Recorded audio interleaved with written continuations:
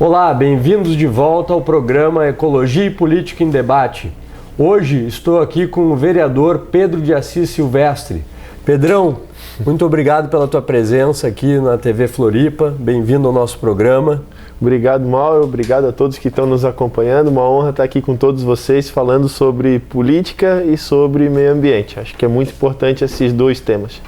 Pedrão, eu estava pensando em começar aqui e dividir a nossa conversa entre as tuas atividades como ativista ambiental, como estudante de administração pública e depois como político. Mas talvez seja difícil dividir isso. Eu acho que isso é um pouco misturado na tua vida, isso se confunde, essas três atividades se confundem com a tua história. Conta pra gente um pouco dessa tua história. Mauro, realmente, assim, no começo era bem segmentado, né? Começou com o projeto RUT, fazendo as limpezas de praia, tentando compreender o porquê de tanto lixo nas praias aqui de Floripa, sendo que nós imaginávamos lá em 2009, 2010, que era culpa dos turistas, né? Não, o turista vem para cá e deixa o lixo na praia. Pô, a culpa é do turista, a culpa é do turista. E aí nós começamos a entender essa dialética e observar que o comportamento também do morador local era o de deixar o resíduo na praia. E começamos a limpar, até que chegou um determinado dia que nós entendemos que essa parte da limpeza de praia, ela estava junto conosco por sermos surfistas e por termos uma crença de que a sociedade poderia mudar a sua forma de zelo com o meio ambiente. Nesse meio tempo de limpezas de praia, sem geração de dados, simplesmente o ativismo, eu passei no vestibular da UDESC para o curso de Administração Pública e a partir dali comecei a ter uma vivência em projetos ambientais e sociais, um pouco mais ativa, assim, mais técnica, né? E surgiu em 2012 a oportunidade de ser candidato a vereador por causa desse curso de Administração Pública, onde todos os alunos são estimulados a ocuparem cargos públicos. Então chegou lá em 2012, os professores me convenceram, saí candidato e consegui fazer uma campanha ecológica com um custo bem reduzido e vencemos por um voto. Então entramos no parlamento da capital com essa pegada assim do meio ambiente e da administração pública. E aí o ativismo continuou, somando a parte da política pública, da elaboração de leis. Então hoje eu não consigo mais fazer a segmentação entre o político, o ativista e o administrador público. Então todos esses três compõem certamente a pessoa que eu sou hoje. Um pouco mais madura, um pouco mais careca, a gente estava brincando aqui. Mas tudo isso faz parte da essência da gente, né? Certo. E a intenção é poder usar esse cargo público em benefício da natureza, do meio ambiente e da própria administração pública, né? E também da qualidade de vida das pessoas que nasceram em Florianópolis e também que vêm para cá atraídas, né, substancialmente pela qualidade de vida que a cidade proporciona e pela beleza natural que temos aqui e tem sido prejudicada aí por a quantidade de resíduos na praia, esgoto, crescimento desordenado. Mas, Pedrão, o primeiro ponto que eu gostaria de tratar com você também, a respeito do que você colocou da sua história, é sobre esses projetos de limpeza de praia. Nós, do Instituto Aprender Ecologia, começamos no ano 2000. Eu lembro que a nossa primeira campanha foi uma coleta subaquática de lixo na Lagoa da Conceição, na qual a gente recolheu quase 2 toneladas de lixo, tinha sofá, pneu e etc. E a gente trabalhou muito com essa questão de limpeza de praia, mas a gente viu uma certa limitação nesse tipo de atividade. A gente viu que se a gente não trabalhasse para influenciar em política pública, em outras atividades, estaríamos talvez enxugando gelo. Mas também a gente enxerga grandes benefícios nesse tipo de atividade. Conta da tua experiência e como é que tu enxerga esse tipo de atividade como a limpeza de praia. Pô, Mauro, nós do RUT, né? Eu falo pelo RUT porque não consigo também separar, mas como ativista, assim, de limpeza de praia, eu vejo que lá no início era simplesmente o fato daquela revolta ser a grande motivação, a grande força motriz para nos levar até a praia e limpar. Falar, pô, esse lixo aqui não combina com esse ambiente maravilhoso que nós estamos. Não combina com Floripa, não combina com a Guarda, não combina com o Rio, vamos limpar. Então nós começamos a limpar aquilo. E ficamos nessa durante uns 2 anos, só limpando a praia e pesando, para ter ideia de quanto de resíduo que a gente retirava. E de fato era bastante, temos esses dados assim. Mas a nossa grande preocupação não era a geração de dados, e sim a limpeza da praia. Com o passar dos anos, com o estudo, com a técnica vindo, somando novos voluntários ao projeto, pessoas com uma bagagem até maior do que a nossa, trouxeram uma outra visão, que era justamente de não apagar a prova de um crime. Porque aquele lixo que está na praia, vou usar lixo aqui, mas todo mundo sabe que é resíduo sólido, mas aquele lixo que está na praia, ele de fato é um resultado de um crime ambiental. A Coca-Cola, quando nós encontramos uma garrafa dela, ou uma bituca de Marlboro, por exemplo, é um crime ambiental. Eles também são corresponsáveis por aquele resíduo estar na praia. Então nós começamos a quantificar, além de pesar os resíduos, quantificar por marca e por tipo. Então hoje nós temos um relatório bem completo sobre a marca que mais polui Florianópolis, a marca que mais polui Brasil, e a nossa grande intenção hoje é criar essa rede, que já foi startada em 2016, chamada Rede Praia Limpa, onde nós estamos a identificar todos os projetos que fazem limpeza de praia na costa brasileira, para que todos trabalhem numa metodologia única, para que nós tenhamos um resultado de como está o Brasil referente à poluição das nossas praias. E a partir desses resultados, nós trabalharmos nas políticas públicas e no monitoramento constante, né? Então hoje, as limpezas de praia representam geração de dados que nós não tínhamos, representam a educação ambiental na prática, porque aqueles que vão lá e colocam a mão na massa já estão impactados. E aqueles que observam a quantidade de resíduo e o pessoal limpando também fica impactado.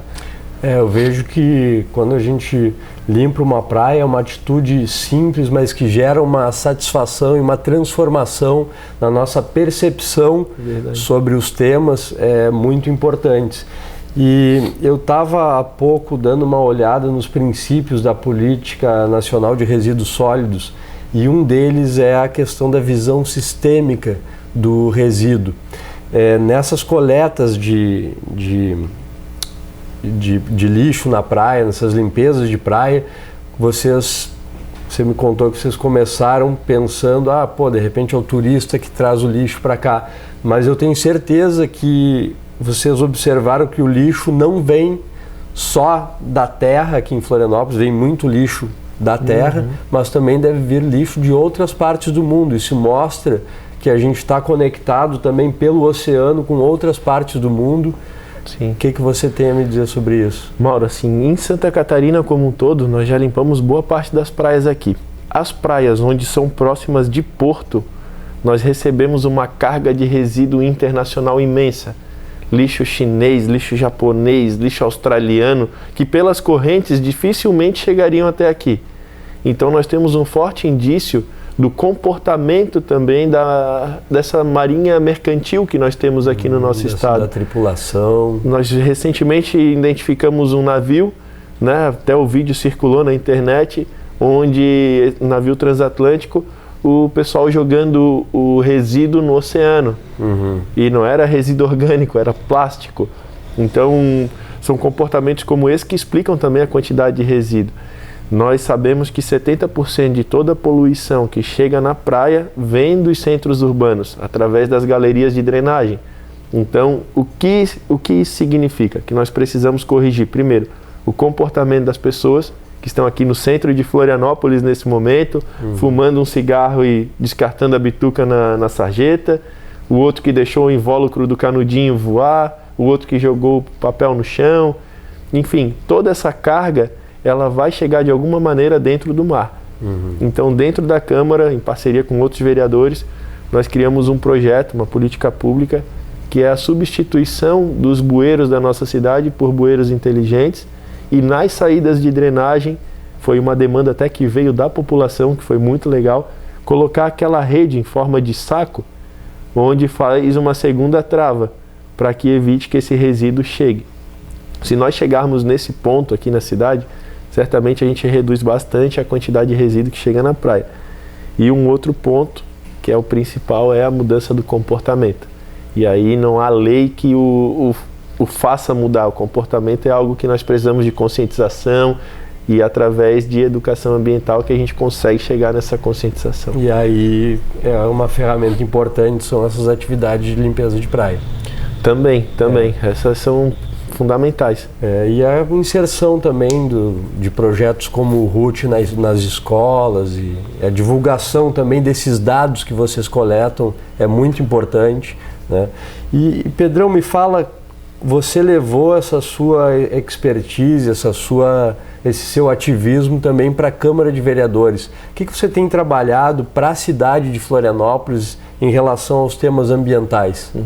Mauro, no primeiro mandato a gente fez 2 frentes parlamentares, criamos 2 frentes que estão vivas hoje tocadas pelo meu colega, uma pelo vereador Marquito, outra pelo vereador Lino Pérez, que foi a frente parlamentar do saneamento, onde nós introduzimos o tema do esgoto e dos resíduos sólidos na Câmara de Florianópolis, de 2013 a 2016, e das unidades de conservação, onde nós identificamos uma necessidade de recategorizar as unidades aqui do município e agora nessa sequência de execução dos planos de manejo.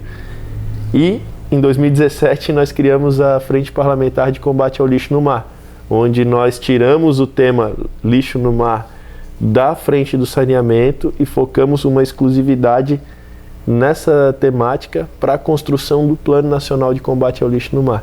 Então hoje eu estou presidindo essa frente parlamentar. A partir dela nós fazemos a discussão desde técnicas de educação ambiental até a construção do próprio Plano Municipal de Combate ao Lixo no Mar, que seria um capítulo do nosso Plano Municipal de Saneamento, né? Então essa é a grande intenção. Trouxemos o curso de oceanografia para ser membro cativo da frente parlamentar e tem dado resultado. Foi uma frente pioneira, criada em Floripa, já se replicou por algumas cidades litorâneas do Brasil e através disso nós estamos fazendo as trocas de públicas, né? Eu particularmente não acredito que só a legislação vai de fato trazer a mudança que a gente quer.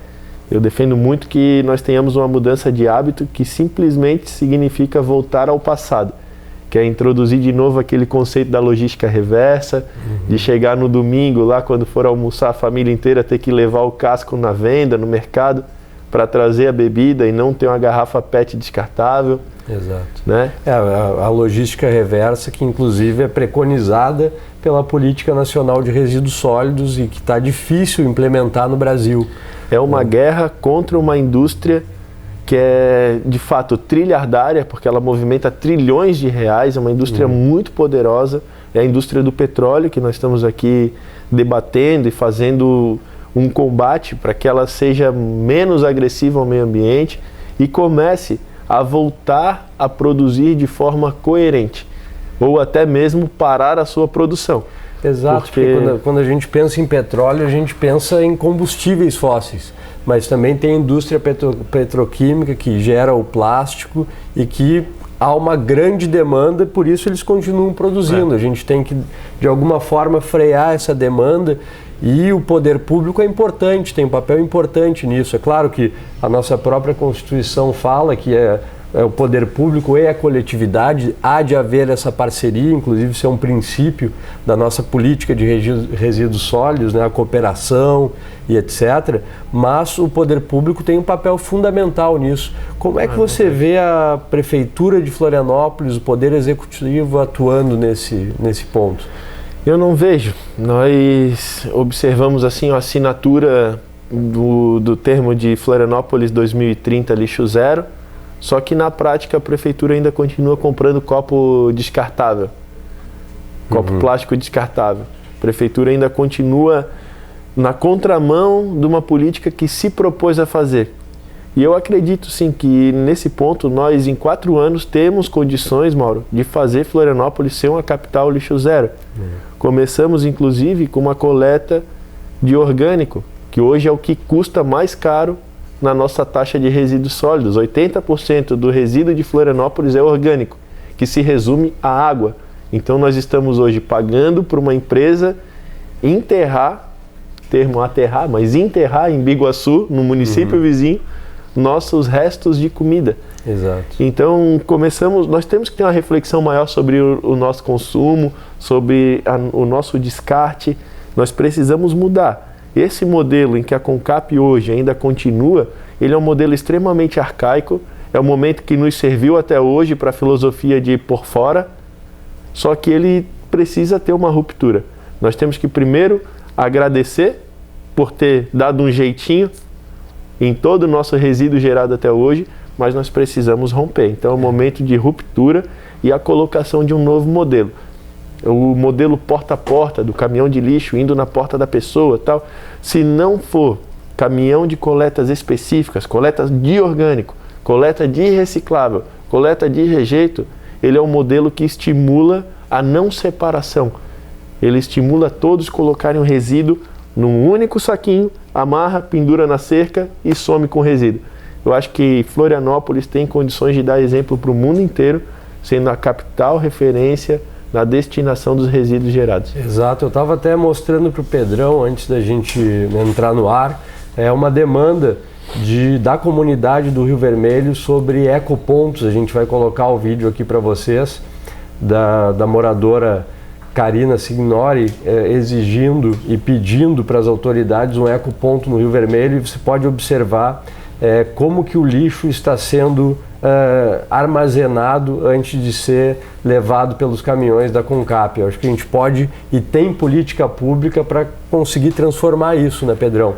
Pedrão, deixa eu te perguntar, uma outra iniciativa que eu tenho observado da Frente Parlamentar é a campanha Floripa Livre de Plástico. Você pode falar um pouco sobre essa campanha? Sim, sim. A campanha Floripa Livre de Plástico, ela surgiu com o objetivo de sensibilizar, conscientizar e empoderar as pessoas frente ao seu próprio consumo. Então ela veio com o grande objetivo de mostrar que na hora de comprar 2 produtos, você pode escolher aquele que tem uma embalagem que menos agride o meio ambiente. Na hora de chegar no caixa para levar suas compras para casa, você pode ou carregar a sua bolsa retornável ou levar uma caixa de papelão e evitar as sacolas descartáveis. Veio para mostrar soluções tranquilas, fáceis, que estão aos nossos olhos, para que as pessoas parem de consumir o plástico descartável. O nosso primeiro combate é contra os plásticos de uso único, plástico descartável. Esse que a gente usa por 5 minutinhos e ele fica 500 anos aqui. Por que nós estamos combatendo esse? Porque esse se resume ao resíduo mais injusto com o meio ambiente, com o mundo e com as próximas gerações. Então as pessoas que de fato amam seus filhos, querem ter netos, querem ter bisnetos, querem que a sua família continue por mais anos aqui nesse planeta, tem que ter essa consciência. Não é nada justo você usar um copo por 5 minutos para tomar um café no seu trabalho, tomar uma água no seu trabalho e esse copo ficar por 500 anos aqui na natureza. Então você vai nascer, vai morrer, vai nascer, vai morrer, vai nascer, vai morrer e o copo ainda vai estar aqui. Não, e a gente pensa ainda, eu sempre falo aqui, quem nos acompanha na questão da cadeia produtiva, mas a gente fala isso porque a gente tem que ter uma visão sistêmica das coisas. Quando a gente observa um copo plástico, primeiro, a gente falou aqui na questão do petróleo, quanto de água, quanto de energia, a questão do transporte desse copo plástico. E outra coisa, quando você toma esse café que o Pedrão falou, você está pagando também pelo copo plástico. Então é uma questão até de direito do consumidor, você está pagando por uma coisa que você vai utilizar naquele momento e vai descartar. E houve todo um gasto de energia, a gente sabe que o planeta, que a vida é movida por energia, e a gente está desperdiçando uma quantidade enorme de energia para consumir por alguns minutos alguma coisa que a gente vai descartar, e olha o tanto de energia que a gente vai utilizar, energia, recursos públicos que vêm do nosso bolso também, para enterrar, como você disse, na cidade do lado, aquele plástico de uso único. E né? a questão da visão sistêmica, ela está correta, porque nós não conseguimos nessa cadeia, como ela foi pensada lá pela indústria do plástico, pode ver que todos têm o símbolozinho do reciclável e dizendo descarte corretamente. Beleza, mas onde é que nós descartamos corretamente? Por acaso a indústria do plástico colocou nas cidades os pontos de recolhimento das PETs, dos copinhos, dos canudos? Não colocou. Então é descarte corretamente em qualquer lixeira para ser aterrado em algum lugar porque eu não tenho interesse de reciclar. Não, e custo do poder público. Né? Essa é a realidade. E aí, quem é que paga a despesa?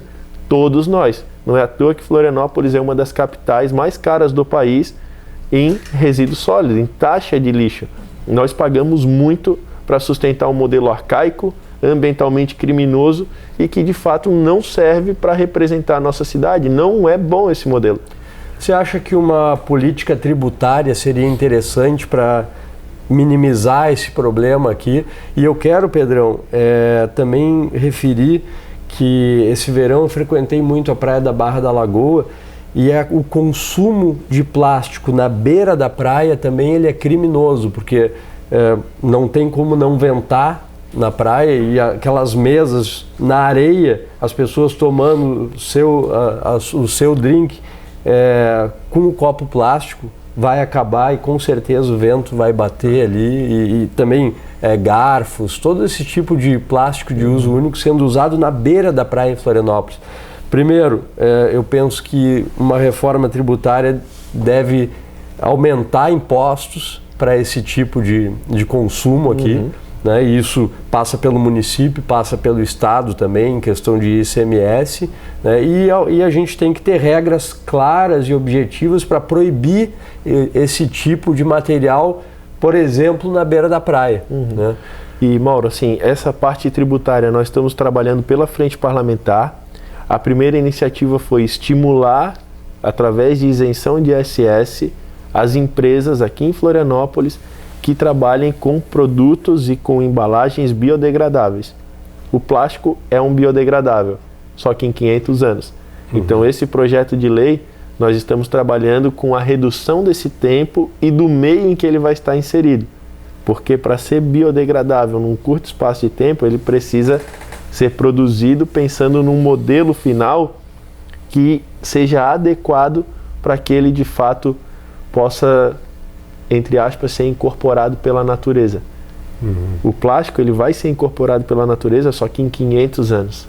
Não, e o acúmulo é total, a gente tem um acúmulo enorme de plástico nos oceanos, tem aquele dado, né, de que em 2050 a gente pode ter a metade da quantidade, tantos quanto a gente vai ter de peixe, a gente vai ter de plástico no oceano. É um problema também de saúde pública. E a outra coisa, Essa questão, só para concluir ali, da proibição na orla, tem um projeto aqui na Câmara, que é do vereador João Luiz, que proibiu os canudinhos em Florianópolis. Pela frente parlamentar, nós pegamos esse projeto e acrescentamos a proibição de todos os plásticos de uso único sendo distribuídos aqui em Florianópolis. Tem um período de adaptação de 2 anos para que as empresas comecem a substituir por biodegradáveis. Tem a previsão do incentivo, porque nós sabemos que o custo do biodegradável ele é muito mais alto do que o do plástico. Então essas empresas, esses comércios vão ter um incentivo fiscal do município para fazerem essa substituição. E o comércio de orla e de praia, porque a orla considera até 1, 2 quadras depois do mar, e o comércio de praia, eles ficam para essa temporada, se o projeto for aprovado ainda esse ano, ficam proibidos de ter plásticos descartáveis de uso único nas praias de Florianópolis. Essa é uma das primeiras medidas. Eu quero, desculpa Pedrão, mas eu quero incentivar o nosso telespectador, o nosso internauta a participar e acompanhar esse projeto de lei para que já no próximo verão a gente evite o consumo desse material nas nossas praias. Né? E nós precisamos até de um apoio de todos vocês aí que estão acompanhando a gente, porque a intenção da Câmara, não sei se é aprovar esse projeto. Então nós precisamos sim de apoio popular, de mobilização, porque o projeto ficou muito bom depois dessas emendas que foram feitas por várias mãos.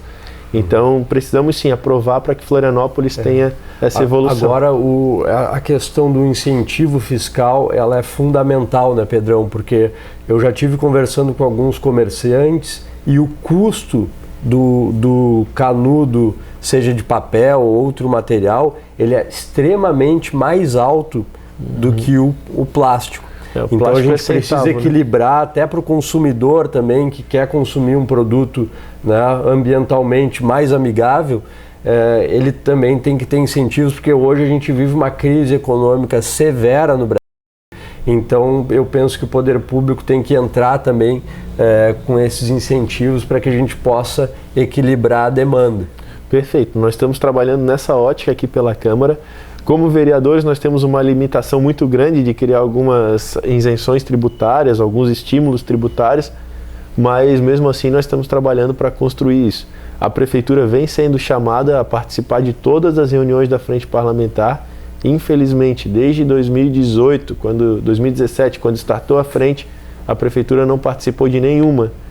E nós já tivemos, para mais de dezenas de reuniões, a UFSC manda sempre seus representantes, o governo do estado manda seus representantes, a própria Fiesc veio, através da indústria catarinense do plástico, participar dessas reuniões, sugeriu alguns projetos de lei que foram até inclusive analisados, mas o que nós pretendemos é fazer com que a Prefeitura de Florianópolis venha para esse campo de debate, até para ter eficiência nas políticas públicas, porque recentemente fez uma campanha chamada Plástico Mata, só que toda a comunicação visual foi feita em PVC, em plástico, e hoje nós não sabemos qual foi a finalidade que foi dada a essas campanhas. Elas já não estão mais aqui nos postes de Floripa, e nós não sabemos se elas foram recicladas, se elas foram aterradas lá em Biguaçu, ou se estão guardadas para serem usadas na temporada de verão, por exemplo.